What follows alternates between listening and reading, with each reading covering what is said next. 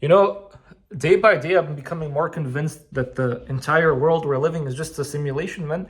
And I know this might seem like it's one of those, what is it, fancy terms that people use, simulation, but it truly is. Like, literally, it truly is. So you see how when you have like a radio, right? And then you're trying to like change the station, you're basically changing to different frequencies. And whatever frequency you reach that station. The world is the same thing, bro. It's literally the same thing. You do realize when you die, Allah is changing your frequency to a different frequency. So then you start living an entire different world. You live in the barzakh world. And then when you finish that world, then you'll be living in a whole different world. And then when you finish that world, you'll be living in either like Jannah or Jahannam, depending on your frequency. So you see why I say, I'm like, it's very important for you to live in a way where it's harmonious with Allah's will. What that means is that you don't constantly live in a way where you're constantly angry. You don't just constantly live in a way where you're just jealous or you're just sad. Like whenever you have these feelings of sadness or jealousy or anger, whenever you have them, be above them. Like realize you're the one that's above them. Understand that Allah has given you such a beautiful vehicle, and that vehicle is the body. The body, the mind, those are such beautiful vehicles that most of us have destroyed. All of us actually have destroyed. So think about this, right? So your body is the one that's able to think, taste, feel, touch, all the five senses, right?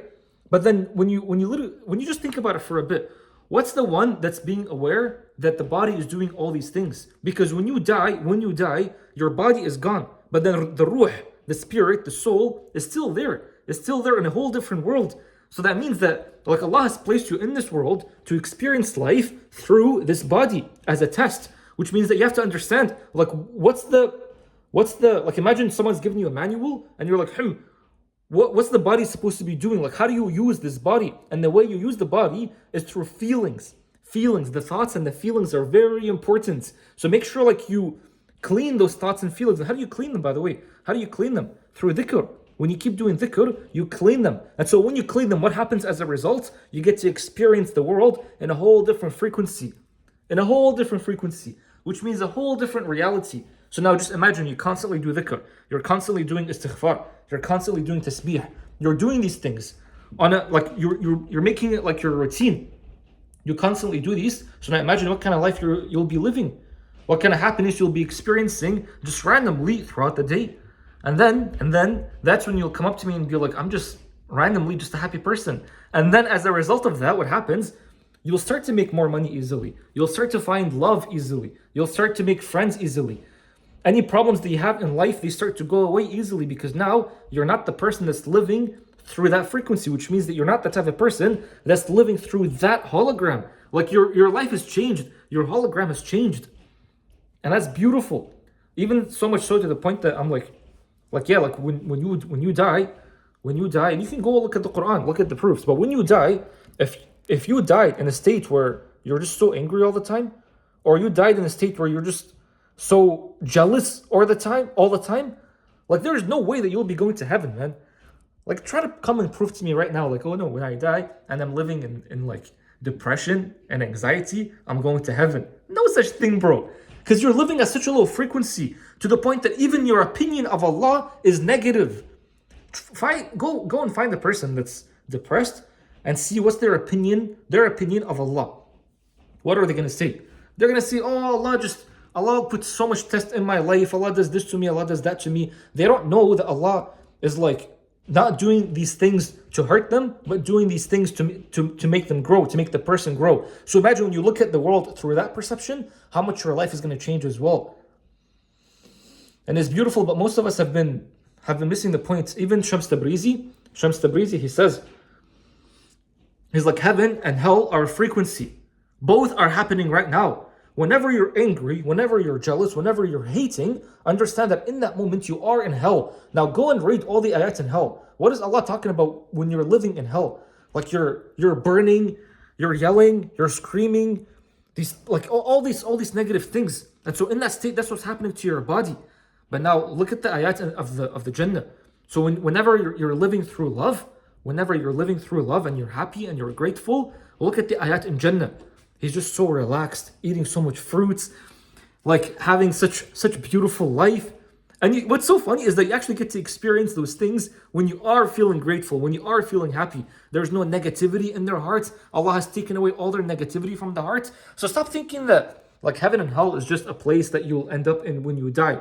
Those can actually start happening right now. Whenever you're angry, whenever you're hating people, you are in hell, bro.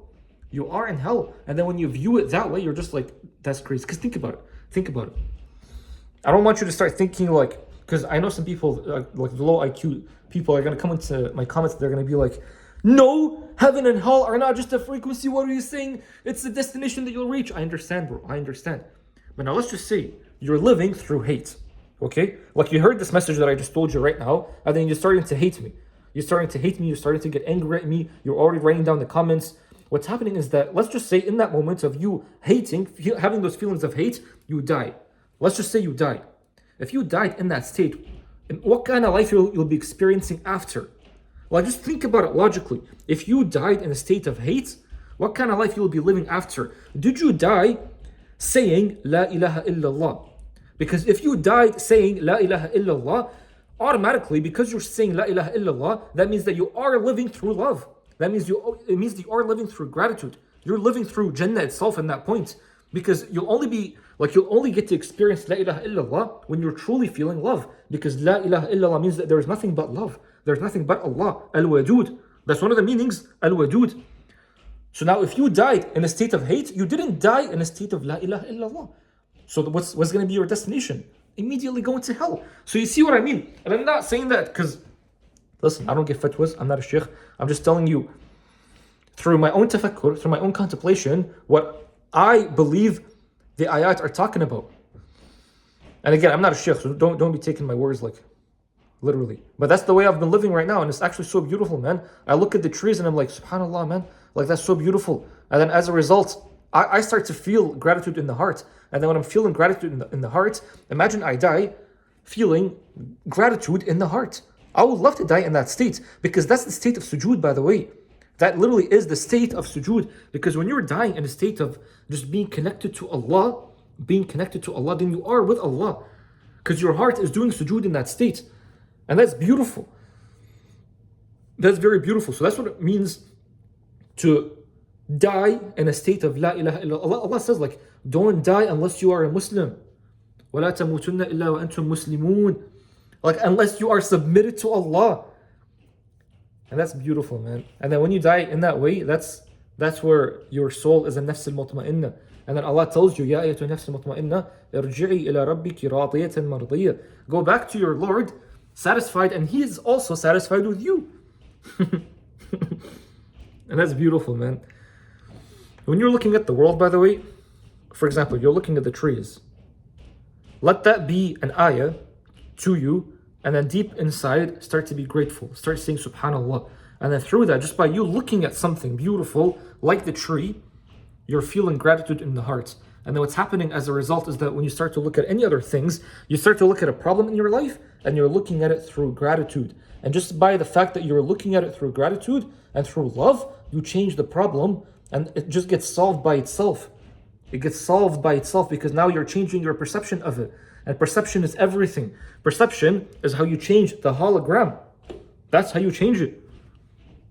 And again, it's not you that's changing it, it's Allah. But Allah is only going to be changing it based on your opinion of Allah. So if you're judging the problem and you're getting mad at the problem, because you're getting angry, that means that you're not aligned with the will of Allah. You're literally like getting angry at the will of Allah. But then when you become satisfied, you become aligned with the will of Allah. And then when you go through the Quran and you ask yourself, what is the will of Allah? The will of Allah is that Allah wants to make your life easy. Allah wants heaven for you. What is Allah going to do with throwing you in hell? Nothing. Allah wants you to be in heaven. But Allah wants you to go through the test of the body first, the test of the dunya, so you can achieve heaven.